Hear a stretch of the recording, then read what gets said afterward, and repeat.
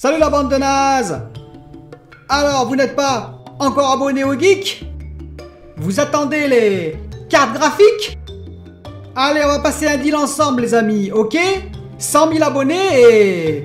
je sors des cartes graphiques à gogo. Vous me prenez au sérieux, j'espère? Allez, je retourne chez ma mère du coup. Une petite visite pour déguster de la viande bovine de l'Hexagone. La présence du président chinois sur le stand de la France à la foire de Shanghai. Alors écoutez, j'ai parlé au président chinois pour obtenir une PS5. Je lui ai demandé de faire pression sur Sony car je veux absolument une PS5 et Brigitte me gonfle. Et donc j'ai demandé à mon docteur de lui injecter, à la place de Pfizer, des piqûres de calmant. Je ne comprends pas pourquoi Macron insiste avec Sony. C'est une entreprise japonaise. Je voudrais dire à tous ceux qui s'inquiètent pour la piqûre de Pfizer, deux mots, j'en suis à ma 18e piqûre, eh oui, 18e, c'est mon poussinet qui insiste, eh oui, et depuis je suis hyper zen, eh oui.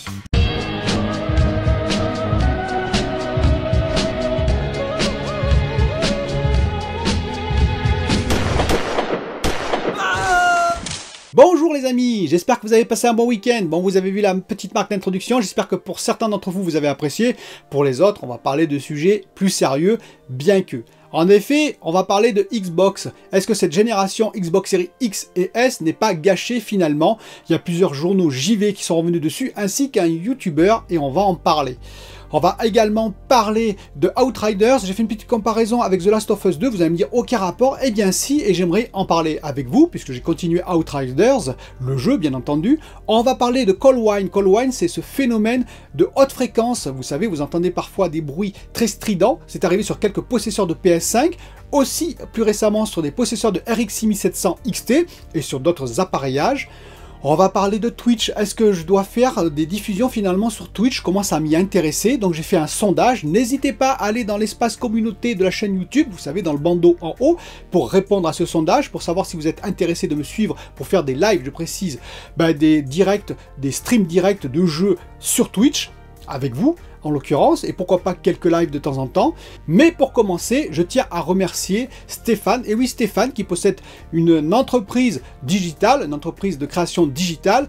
Je mets le lien de son entreprise dans la description, n'hésitez pas à aller voir, et qui m'a fait quelques introductions plutôt bien réussies. J'en mettrai une à la fin, qui me servira plutôt de ending, on va dire, pour la vidéo, et vous allez me dire ce que vous en pensez. N'hésitez pas à aller jusqu'au bout de la vidéo pour la voir et commenter son travail, qui est pour moi juste excellent. Alors je garde pour l'instant ma marque de fabrique, c'est-à-dire mon introduction en début, mais n'hésitez pas à me dire ce que vous pensez de son travail. Alors commençons tout de suite pour la chaîne par Twitch.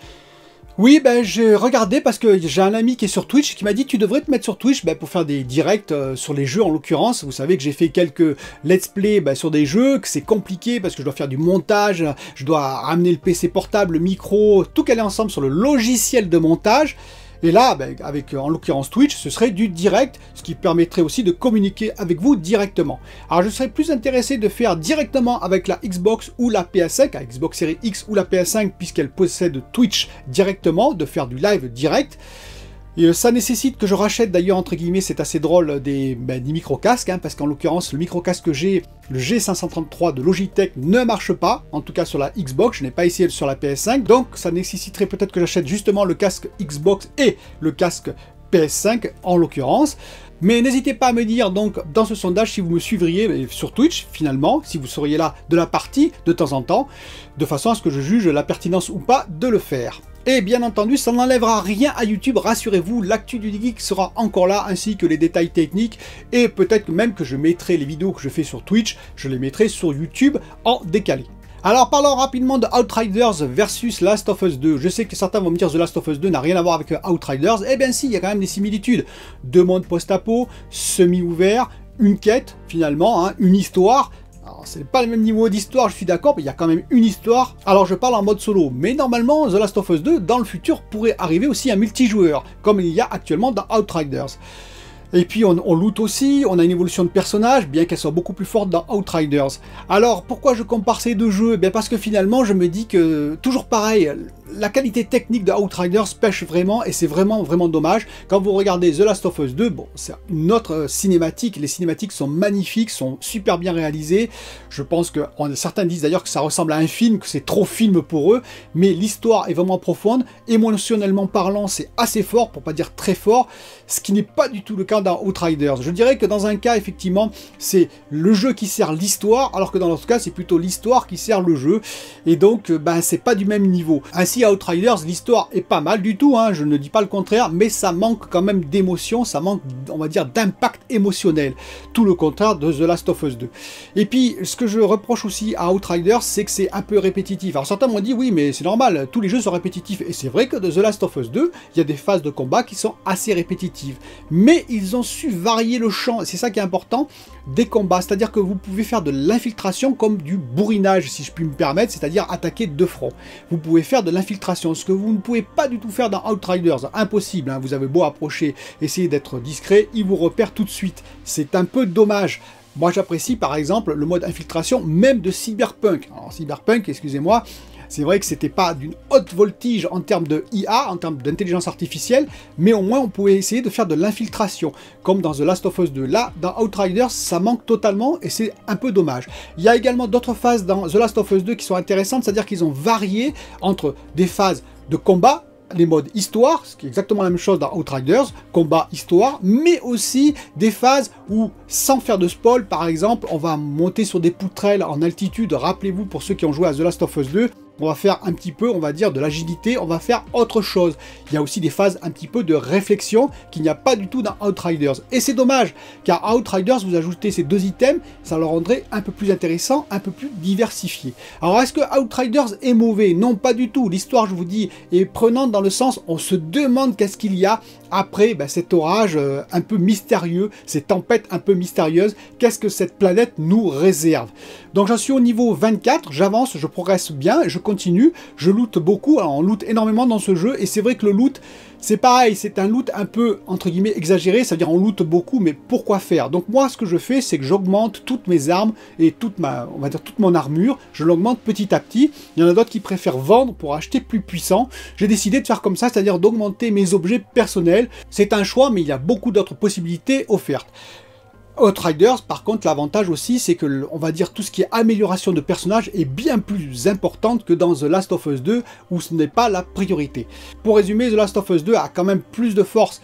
Excusez-moi d'avoir fait ce comparatif, je sais qu'il y en a qui vont me dire que ça n'a rien à voir, mais si, j'insiste, c'est quand même un petit peu la même direction.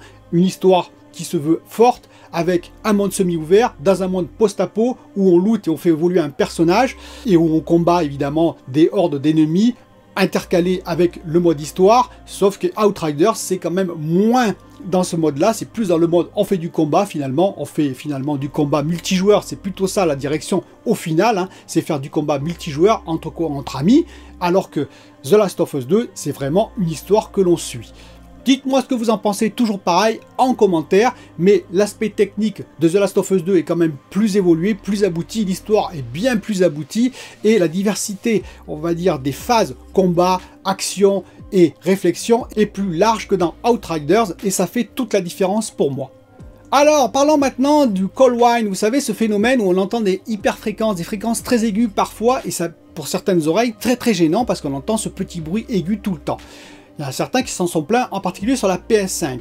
Alors, c'est quoi? Eh bien, tout simplement, vous savez, c'est les inductances. Alors, on dit plutôt bobinage inductif.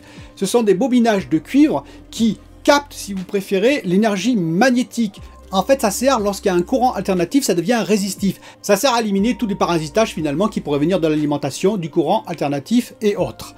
Et ça permet donc d'aider à avoir des tensions fixes, très régulées et très propres. C'est souvent en complémentaire de ce qu'on appelle les VRM, les voltages régulateurs modules que l'on trouve sur les cartes mères, mais aussi sur les GPU, et puis sur les APU bien entendu, sur la PS5, sur la Xbox Series X. Ça permet vraiment d'avoir, je vous répète, des tensions très propres, des alimentations très propres, ce qui est nécessaire pour ne pas avoir des décrochages par exemple à certains moments de l'APU, de la mémoire, du GPU, du CPU, qui ferait qu'on perd des données et qu'on ait des crash systems, ce qui peut arriver si on a une mauvaise alimentation, une mauvaise régulation d'alimentation.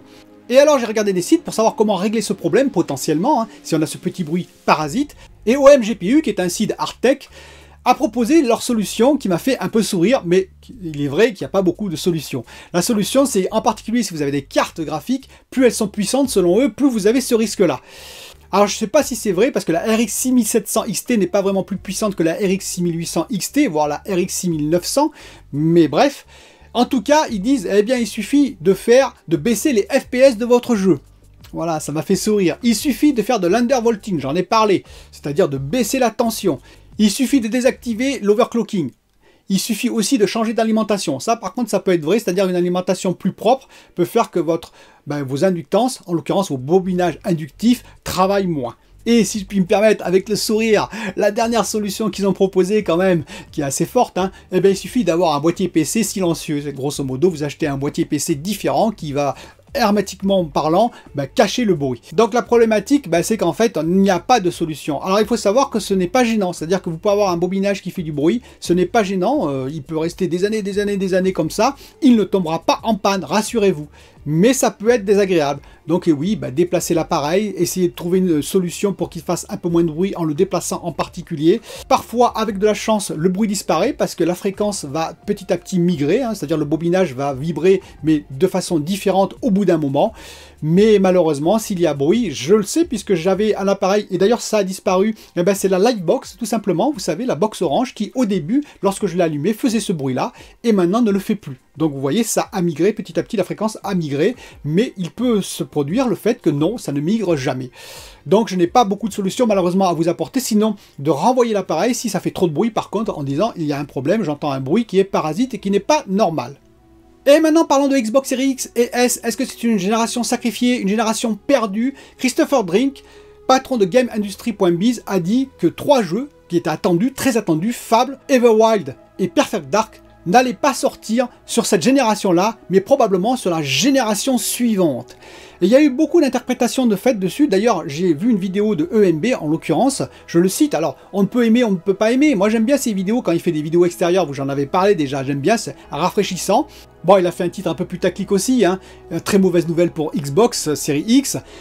Ce qui est vrai que ça peut être une mauvaise nouvelle, mais tout de même, il a dit « Ouais, si les jeux sortent dans 10 ans, c'est une catastrophe. » Alors déjà, ils ne sortiront pas dans 10 ans, il ne faut pas exagérer. Ils vont peut-être sortir dans 3-4 ans, voire plus tôt. Et je vais en parler, parce que lorsque Christopher a dit ça, je pense qu'il parlait de la génération suivante, il parlait de la Xbox Series X Pro, tout simplement. C'est-à-dire celle qui devrait arriver normalement en 2024, 2023, 2024. Et donc ces jeux, effectivement, n'arriveront peut-être pas avant 2023, 2024. Maintenant, est-ce que ça compose tout le portefeuille des 23 studios, je vous rappelle, de Xbox? Eh bien, je ne pense pas. Effectivement, Fable était très attendu. Fable, je vous rappelle, ça date, hein, et donc on attend maintenant le Fable 2020-2021 qui a été présenté en 2020 en l'occurrence, quelques images en 2020, et on s'est dit, ah, il va peut-être sortir en 2021-2022. Bon, il sortira probablement plutôt en 2023-2024. Perfect Dark, c'est exactement la même chose, et Everwild aussi.